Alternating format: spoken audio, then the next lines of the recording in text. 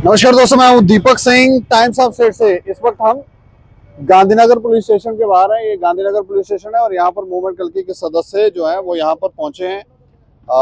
थाने में जानने की कोशिश करेंगे कि आखिर क्या वजह है, हुआ क्या है। अच्छा, मैं जानना चाह रहा हूँ क्यों ये ऐसा है। परसों रात का वाकया है कि एक गाड़ी जो हमारे गौ माता को लेकर जा रही थी, तो उसको रोका गया यहाँ नाका पर विक्रम चौक में। तो गाड़ी वाले ने बच्चे पे गाड़ी ही चढ़ा दी, जो हमारे गोरक्षक थे उस पर गाड़ी चढ़ा दी। तो इस सिलसिले में हमने पता करना था कि उसको रेलेवेंट सेक्शंस जो लगनी चाहिए, क्या वो लगी है कि नहीं लगी। इसी सिलसिले में हम SHO साहब से मिले थे। तो ये लड़का सुरक्षित है? नहीं, उसको बाहर ले गए। पहले वो उसको काफी इंजरीज है, तो इसीलिए हम लोग को विक्रम चौक में उसने हिट किया था। बिल्कुल वहाँ के हुआ क्या था? उसे नाका लगा हुआ था, तो वो बेचारा पुलिस वालों के साथ हेल्प भी कर रहा था उनकी, कि जो बैरियर्स थे उनको आगे कर रहा था। तो इंस्टेड ऑफ गाड़ी रोकने के, जो बोवाइन स्मगलर थे उसने बंदे ने गाड़ी ही ऊपर चढ़ा दी पैरों के ऊपर। तो टांगे उसकी काफी जख्मी है, तो कुछ दिन वो हॉस्पिटल, सर में भी चोट आई है। तो सर की चोट को देखते हुए उसको बाहर ले जाना पड़ा है, क्योंकि यहाँ के डॉक्टर्स का ओपिनियन था कि इसको बाहर रेफर कर दिया जाए। तो इसी सिलसिले में हमने कहा कि ऐसा ना हो, जैसे प्रावधान है जो बोवाइन स्मगलर्स पकड़े जाते हैं तो 188 में ही पर्चा लगता है। तो हम लोगों ने यही कंसर्न शो किया कि रेलेवेंट सेक्शन लगनी चाहिए, डिस्टॉर्शन ऑफ नंबर प्लेट होनी चाहिए साथ में, क्योंकि नंबर प्लेट होती ही नहीं गाड़ी की। तो साथ में रैश ड्राइविंग होने चाहिए उसके ऊपर, और more over hurting the sentiments of other community, that should also be. और हमारी तो यहाँ तक इनसे पुलिस वालों से गुजारिश थी कि 307 का भी पर्चा लगाई है 307 का जी, क्योंकि ये अटेम्प्ट टू मर्डर है। बिल्कुल। अच्छा, प्रीतम जी क्या कहेंगे आप?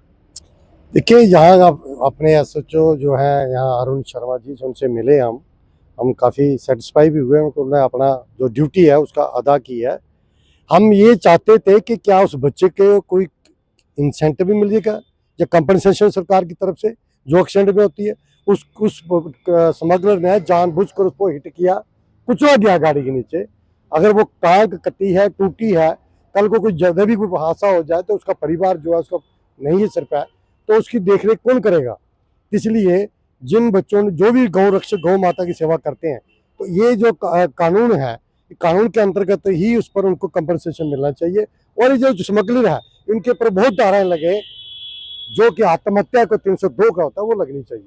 तो हम सेटिस्फाई हुए हैं और इसको फॉलोअप करेंगे। मूवमेंट कल की चुप करके नहीं बैठने वाली है, फॉलोअप करेंगे उस केस का क्या हुआ और उन स्मगलरों का क्या हुआ, गिरफ्तारी हुई कि नहीं हुई, या टाइम टू टाइम यहाँ आते रहेंगे। इस बात को अपने सरकार के माध्यम तक लाएंगे और इसका पीछा करेंगे इस केस का। धन्यवाद। अच्छा, मैं जानना चाह रहा हूँ, आज इसको लेकर आपने प्रेस क्लब में प्रदर्शन भी किया, वजह क्या थी? वजह ये थी कि अब पुलिस प्रशासन भी जब भी कोई मसला आता है तो उनके आगे यही बात आती है कि कानून नहीं है, गौ रक्षा के लिए कोई सख्त कानून नहीं है जम्मू कश्मीर के अंदर। तो हम ये प्रोटेस्ट जो 144 दिन से आज हमने वहाँ अपना प्रोटेस्ट शो किया है। हमारे जो गौ रक्षक हैं, चाहे कोई मूवमेंट कल्की है, जो बड़ी एक रिजेंटमेंट है, उनके अंदर एक रोष है। हमारे जो चुने हुए नुमाइंदे हैं, कम से कम वो चर्चा कर सकते थे, हमें पूछ सकते थे। 144 दिन से उन्होंने तो कोई बात पूछी नहीं, लेकिन हमें उम्मीद थी, जैसे उन्होंने आश्वासन दिए थे जब हम मिले, मेमोरेंडम दिया तो उन्होंने आश्वासन दिए कि हम इसको आने वाली असेंबली के दिन हम इसको उठाएंगे, बिल पेश करेंगे। तो बहुत से जो MLA थे, जब मिनिस्टर थे, हम जब मिले, डिप्टी CM साहब से मिले, तो उन्होंने आश्वासन दिया था। तो हमें बहुत दिन से देख रहे थे कि शायद आज न कल कहीं ना कहीं गौ रक्षा के ऊपर, सनातन बोर्ड के ऊपर कोई ना कोई चर्चा होगी, लेकिन उसके ऊपर कोई चर्चा नहीं है। ऐसे बेमतलब के मुद्दे वहां उठाए जाते हैं और जहां तक कि जो वायदे किए थे लोगों के साथ वो भी पूरे नहीं हो रहे हैं। आज उमर अब्दुल्ला साहब ने भी हाथ खड़े कर दिए, चाहे डेली वेजेस का मुद्दा हो, चाहे पानी का हो, चाहे बिजली का हो। उन्होंने कहा हम बिजली मुफ्त में नहीं दे सकते, हमारे साथ पैसे नहीं है। आज बातें ये हो रही हैं, लेकिन कम से कम गौ रक्षा के लिए कानून, उसके ऊपर कोई पैसा नहीं लगना है।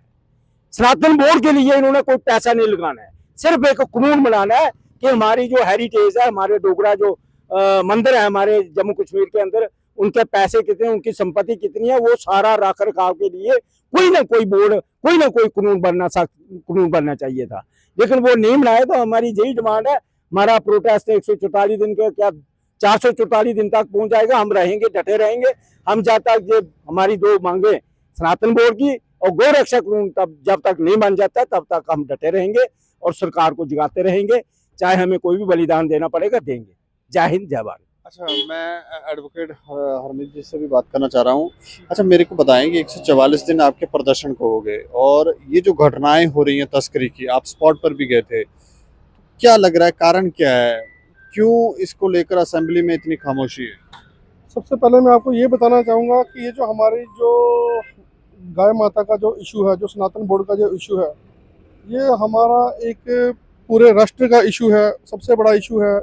इसमें जो हमारी जो आस्थाएं हैं वो इसके साथ जुड़ी हुई हैं। हमारी अपील है जो सेंटर की जो गवर्नमेंट है, जब इनको वोट चाहिए होती है, जो बीजेपी की जो सरकार है जो सेंटर में है, जो यहाँ के जो एमएलए हमने जिता के, जिनको हमारी पूरी कोशिश थी कि ताकि हम उनको एक जिता करके हम उनको वहाँ पे भेजे, हम जनता ने उनका पूरा साथ दिया, लेकिन अब उनकी बदकिस्मती से वो सरकार नहीं बन पाई है, तो लेकिन उन्होंने उस पर आवाज़ नहीं उठाई। लेकिन जब इनको वोट चाहिए होता है तब ये सनातनी हो जाते हैं। तो जब इनका उद्देश्य पूरा हो जाता है उसके बाद ये उस विषय पे उस पे बात ही नहीं करना चाहते हैं।